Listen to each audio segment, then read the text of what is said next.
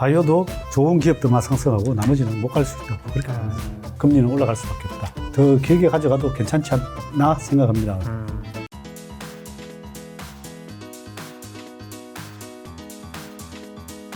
오늘 주제는 바로 슈퍼개미의 시장 전망편입니다.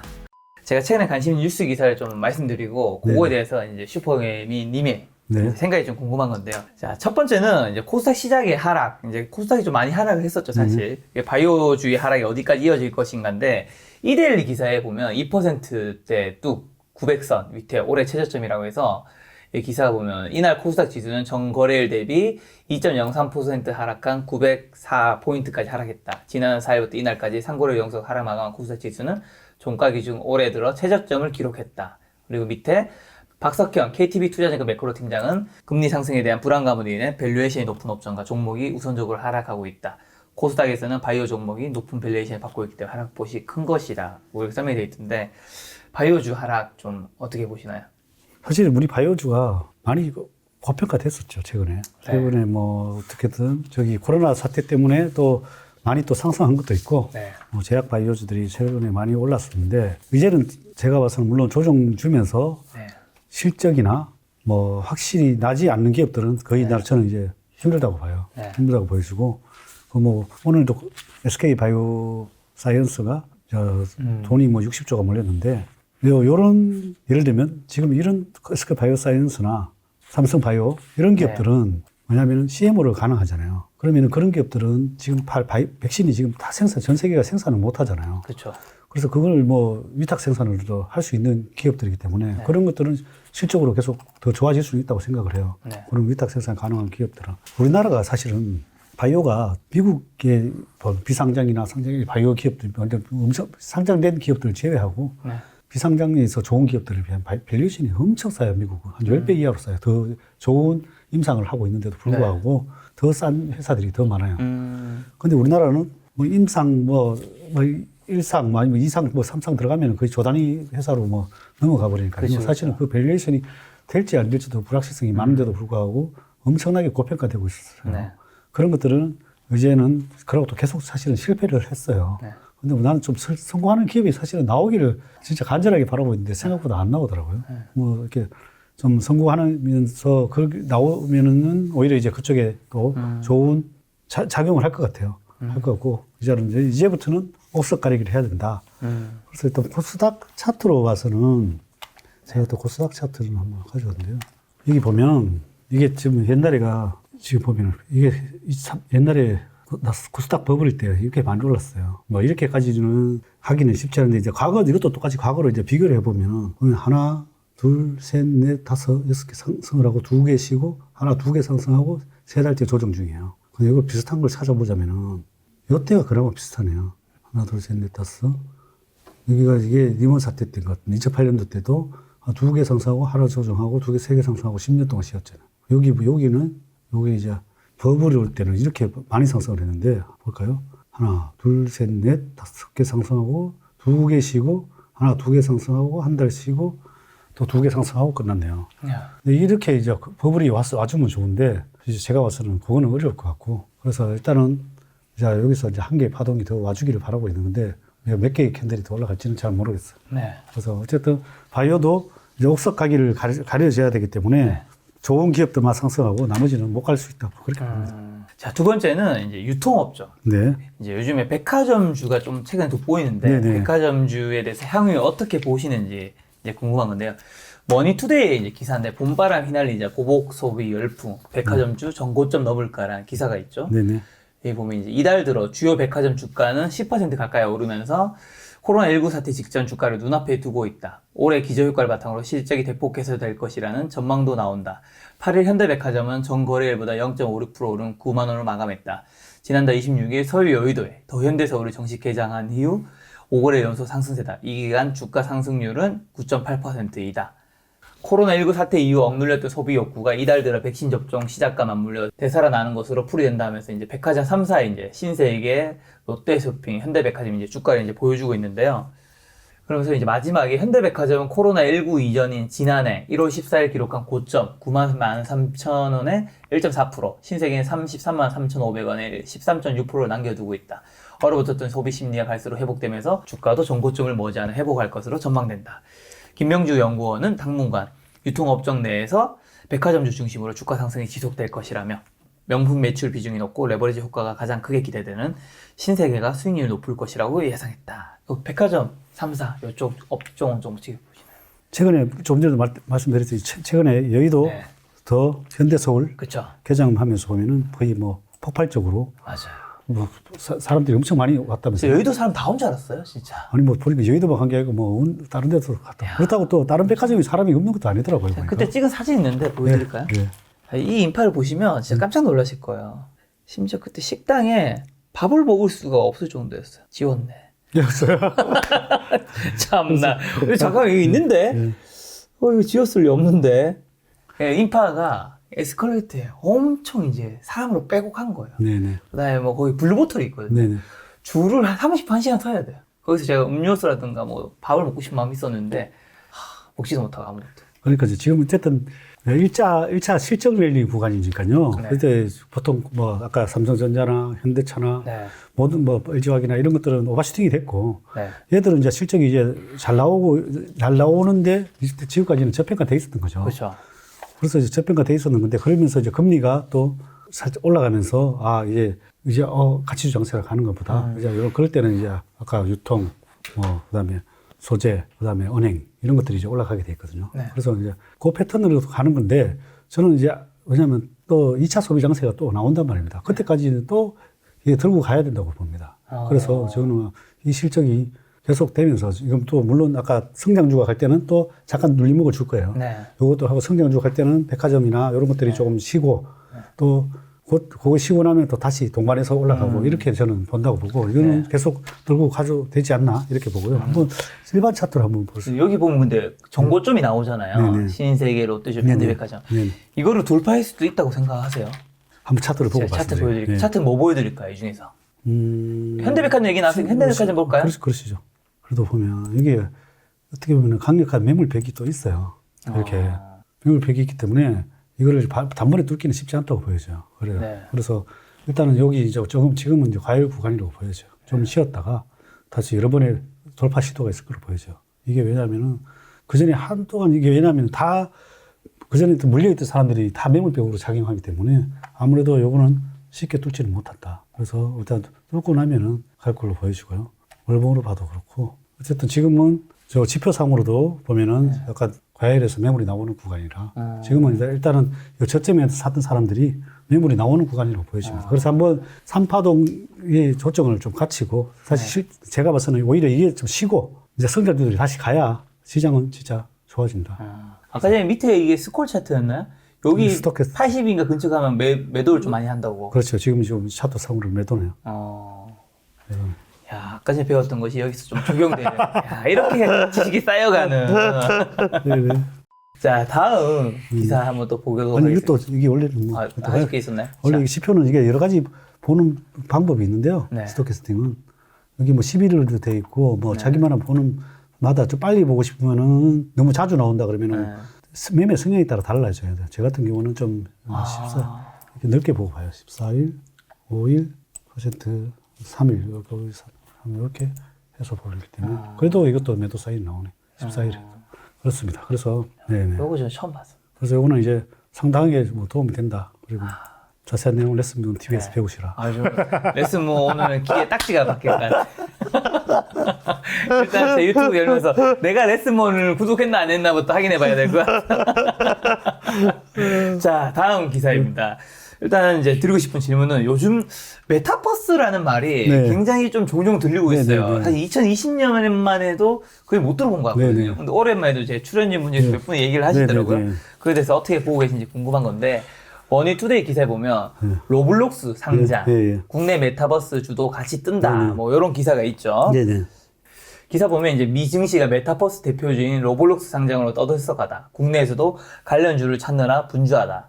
메타버스란 초월, 가상을 의미하는 메타와 현실 세계를 뜻하는 유니버스의 합성어로 3차원 가상 세계를 뜻한다. 그리고 증권업계에서는 4차 산업혁명과 코로나19로 비대면 트렌드 확산 등으로 메타버스의 성장세에 더욱 속도가 붙을 것으로 보고 있다면서 국내 메타버스 수혜주로 네이버, NC소프트, 빅히트, YG 엔터테인먼트, 위직 스튜디오 이렇게 이제 보여주고 있는데 메타버스 좀 대표님도 사실은 늘 넥스트를 생각하시는 분이잖아요. 예, 저도 메타버스 관련주를 지금 최근에 가지고 있었어요. 그래서 최근에 많이 올라서 일부는 좀 정리는 했어요. 아 진짜요? 일부 갑자기 많이 혹시 올라서 이 중에 하나 해당되나요? 없어요. 저는 이제 중소형주를 좋아하다 보니까 네. 어떤 게임 관련주인데 어쨌든 최근에 올라서 네. 좀 일부러 정리를 했는데 네. 저는 앞으로는 좋게 봐요. 근데 지금 이게 또 일회성 테마성이라 네.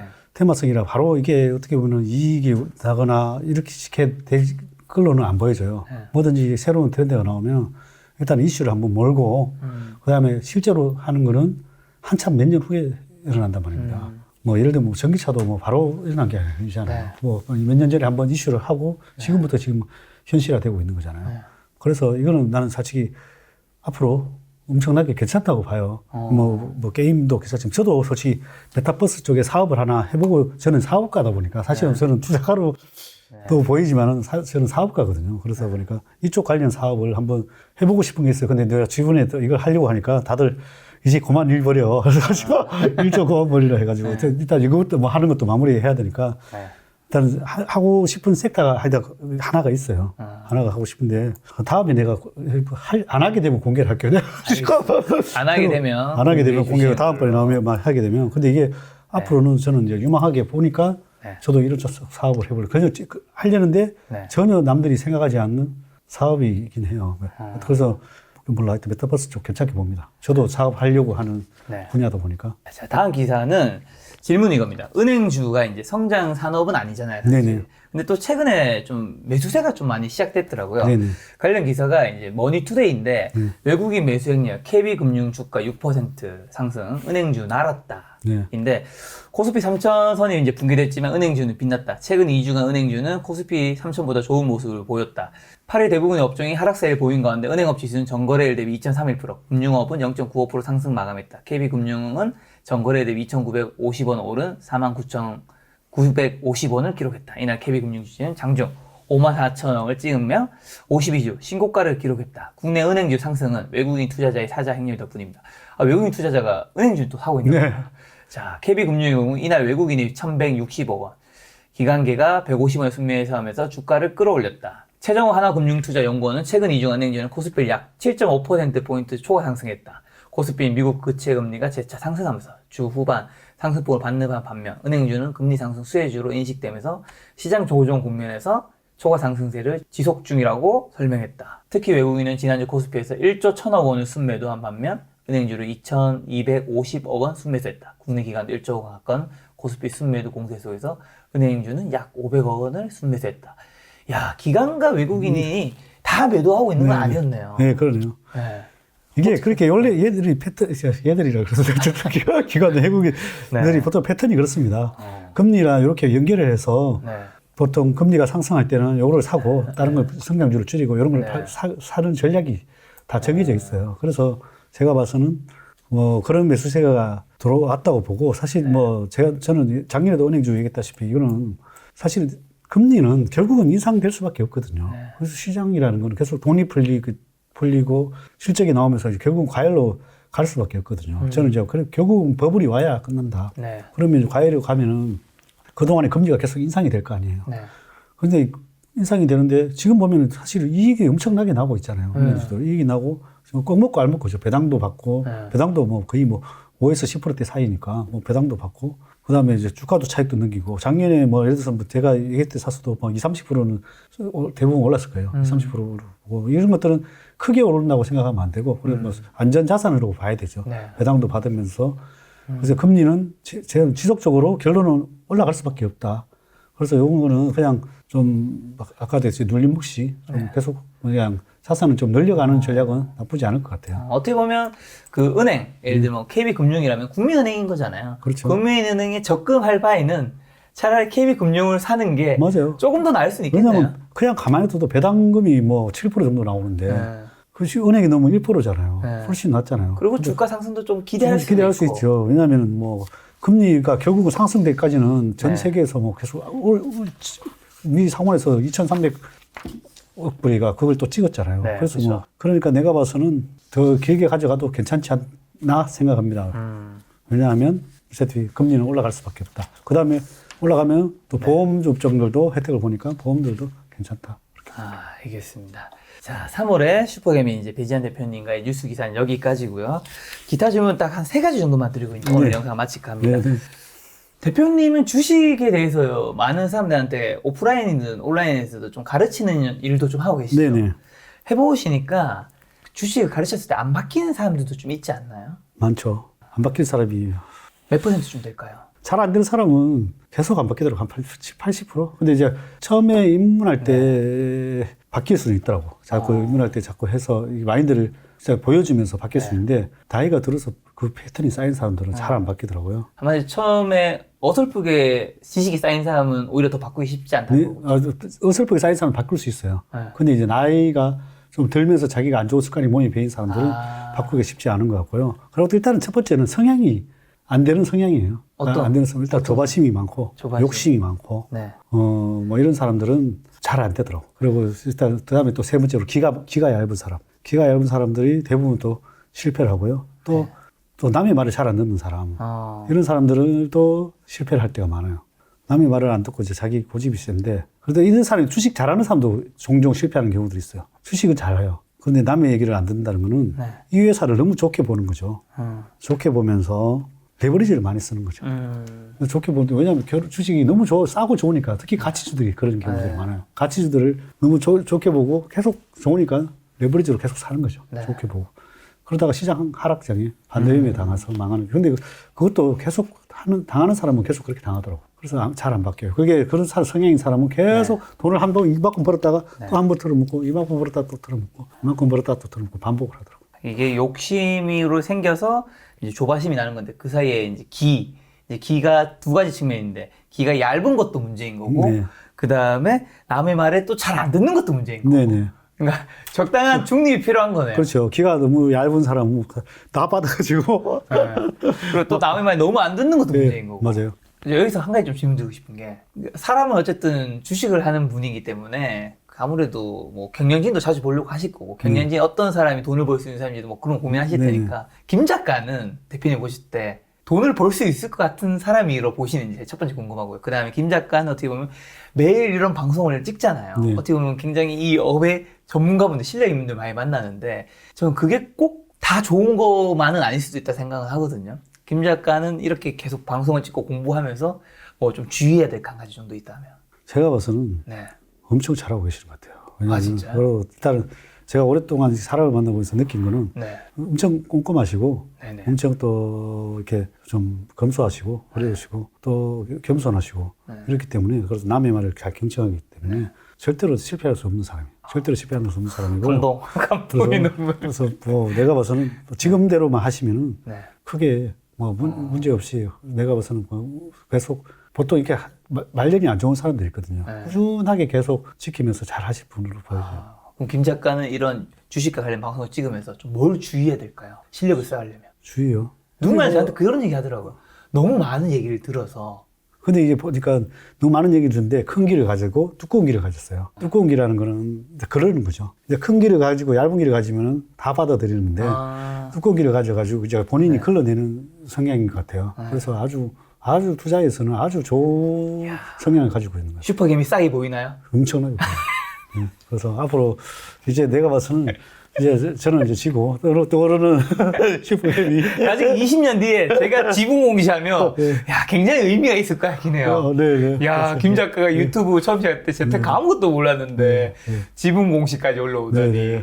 지분 공시에 이제 하는 비법 알려드렸어요. 결혼할 주식이 아니다. 진짜 미인주를 찾아가지고 가슴이 뛰면서 사면은 지분 공시 할 수 있습니다. 알겠습니다. 아직은 물론 1% 살, 0.1% 살 돈도 없기 때문에 넘어가도록 하고요. 대표님이 이제 어쨌든 경제적 자유 이루셨잖아요. 경제적 자유 이룬 이후에 대표님이 그렇다고 뭐 무조건 늘 행복하진 않잖아요. 대표님 언제 좀 불행하세요? 언제 좀 행복하지 않다고 느끼시나요? 저는 원래 스트레스도 안 받고 인생을 좀 즐기는 스타일인데 제가 그래서 사업을 하다가 중간에 이제 중간에 접었다 직원한테 아예 맡겨놓고 먹고 맡겨놓고 한동안 투자의 길로 다시 빠져들으니까 정말 편하더라고요. 좋은 CEO만 선택하면 해서 투자를 하면 되니까. 그래서 이제 투자의 길이 나의 적성이 맞구나. 그러고 있다가 이제 새로 사업을 시작을 하다 보니까 원래 뭐 아시겠지만은 뭐 사람이 이게 내 마음 같지는 않잖아요. 일하는 거 사람 관리하는 게 제일 너무 힘들죠. 사람 관리하고 조직 관리하고 뭐 이렇게 하다 보면 사실은 이 CEO가 그래서 지금 이 상장회사 CEO든 뭐 이렇게 경영하시는 분들 정말로 존경합니다. 저도 물론 하지만 왜냐하면은 물론 나라에도 기여를 하지만 고용도 창출하고. 그렇죠. 근데 좋은 소리 하나도 못 듣거든요.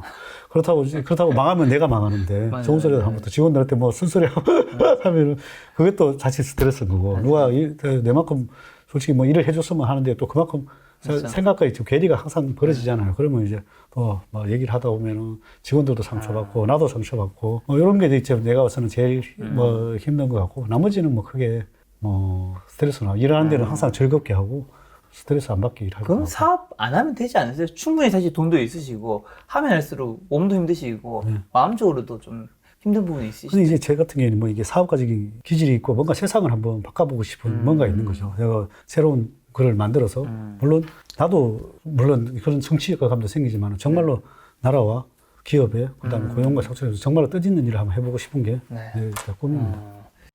대표님은 슈퍼 개미시잖아요. 지분 공시도 몇 종목이나 하셨고 대표님이 생각하시는 시장에서 좀 주식 투자, 실력 있는 투자자 좀 누가 있을까요? 좀 궁금해요. 왜냐면 그 실력 있는 투자자를 알아보려면 제가 생각했을 때는 본인도 실력이 있어야 되더라고요. 그렇죠. 제일 진짜 친한 사람 중에 친한 사람이 박세익 전무.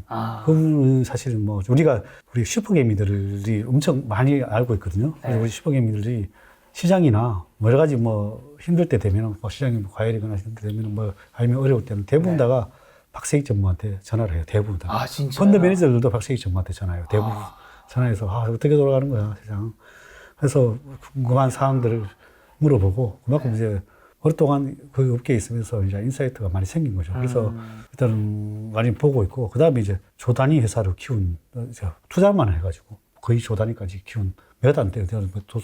그 사람들은 뭐 내가 아는 사람 2사람밖에 없는데 그런 2사람들은 진짜로 신의 경지잖아. 그래서 생각을 하고. 그 두 분은 이제 실명은 얘기 안 해주실 거고. 네, 실명은 뭐 이게 친한 사람이야. 친한 한 명은 친한데 요즘 뭐 잘 못 봐서 내가 또 그렇고. 어쨌든 그 2명과 박세익 전무님이 굉장히 실력이 있는 것 같다. 네네. 그래서 뭐 시청자분은 어떻게 보면 알려진 인물은 이 중에서 박세익 전무님이니까 박세익 전무님 이야기 좀 더 잘. 한 명은 거의 그렇게 뭐 어떻게 기관 투자가로 활약하고 계시고 한 명은 거의 뭐 저기 오바마 현인처럼 저기서 혼자서 매매하고 계시고. 자, 주식으로 돈을 버신 대표님에게 주식이란 뭐라고 생각하세요? 주식이란 주식이죠. 제가 밥 먹는 주식처럼 제가 주식처럼. 대표님이 이제 나이가 추정이 되죠. 이런 아재 개그는 진짜 내가 뭐 어떻게 장단을 맞춰야 될지 모르겠네.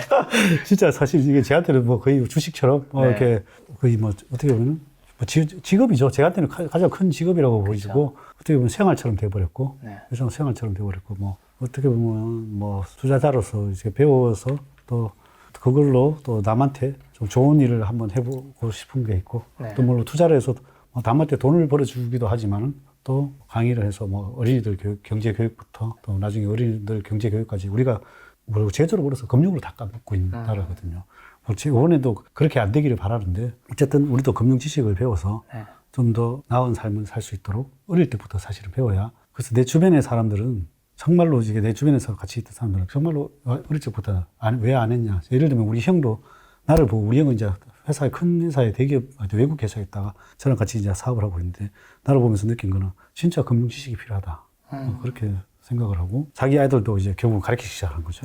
자기도 가르치기 시작하면서 자기들도 안 그러면 자기가 월급 받아서는 답이 없죠. 답이 없는 거죠. 월급 받아서 답이 없으니까 이래서 금융 지식을 배워서 재테크를 하지 않으면 일단은 진짜 사는데 좀 힘들지 않나 이렇게 생각을 합니다. 알겠습니다. 오늘이 이제 3월 10일인데 또 대표님은 다음에 뵈려면 뭐 아마 제가 생각했을 때는 또 한 5, 6월 좀 돼야 되지 않을까 싶은데 그 전까지 시청자분들한테 뭐 하시고 싶은 말씀이 있다면? 그래서 요즘 뭐 시장이 많이 힘들어서 여러분들 뭐 많이 힘드실 건데 사실 전부 다 어떻게 보면 행복해지자고 하는 건데 사실은 뭐 행복은 바로 눈앞에 있더라고요. 그래서 최근에 내가 한번 어디서 기사가 나온 거를 내가 한번 어디서 기사가 나온 게 자료를 하나 들고 나오는데요. 영국의 런던 타임즈에서 가장 행복한 사람은 누구인가 하는 정의를 공부했대요. 그 중에 많은 사연이 접수됐는데 그 중에 4개가 나왔대요. 4위가 뭐냐면 어려운 수술을 성공해서 한 생명을 구한 의사.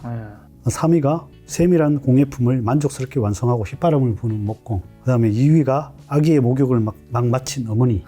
그 다음에 1위가 네. 모래성을 완성한 꼬마 아이. 결국은 행복은 먼 곳에 있는 것이 아니다. 그리고 뭐 꼭 비싼 값을 지불하고 뭐 살 수 있는 거창한 것도 아니다. 네. 생각보다 우리 삶 곳곳에 숨어 있는 것이 바로 행복이다. 그래서 꼭 뭐 돈을 너무 쫓는 것보다 주변에서 이렇게 주변에서 작은 행복이라도 느끼는 것도 나쁘지 않다고 생각합니다. 그렇죠.